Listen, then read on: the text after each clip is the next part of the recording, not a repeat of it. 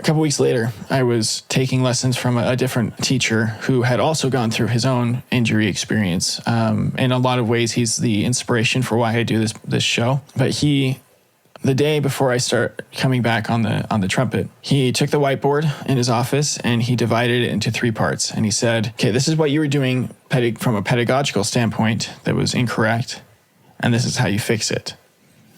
And then this is what you were doing from a psychological standpoint that contributed to your injury, and this is how you fix it. And that was like the heavens just kind of shone down on me. It's like, Clark, you're finally learning what I want you to learn about this injury and get from it what I want you to get, because this injury ended up changing every aspect of my life.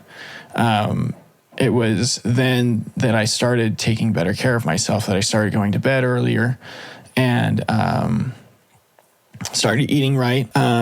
More recently, I've started going back to the gym that I wasn't able to do for other health reasons. And that became a huge help for me in my progression. Just taking care of myself physically and mentally. Therapy has also been a huge part of my recovery.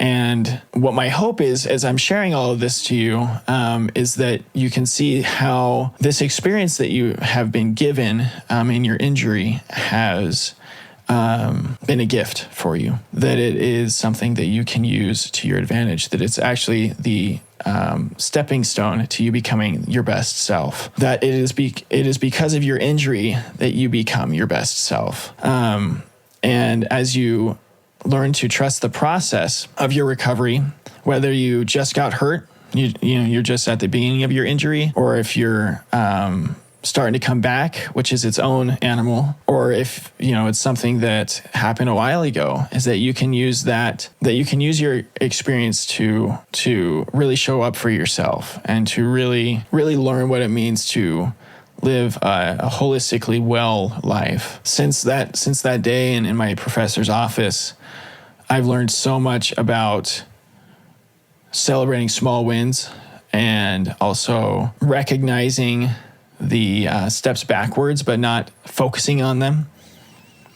And really just the fact, this is probably the biggest thing I think that is applicable to every injury, right? No matter how it happened, whether it was an overuse injury or something traumatic that happened, is that you can't put a timeline on your recovery. You can't put your own artificial timeline on your body recovering, or your mind recovering, or both in most cases, because it's usually when we try to do that, try to put an artificial timeline on our recovery, that's when most of the uncomfortableness comes. And so the peace comes when we take away our artificial timeline and just let it do its course, to exercise patience. The logo for my show, for our show, is a plant that's growing, and you can't rush a tree growing. And sometimes that tree has to get cut back a little bit, which is an uncomfortable experience. But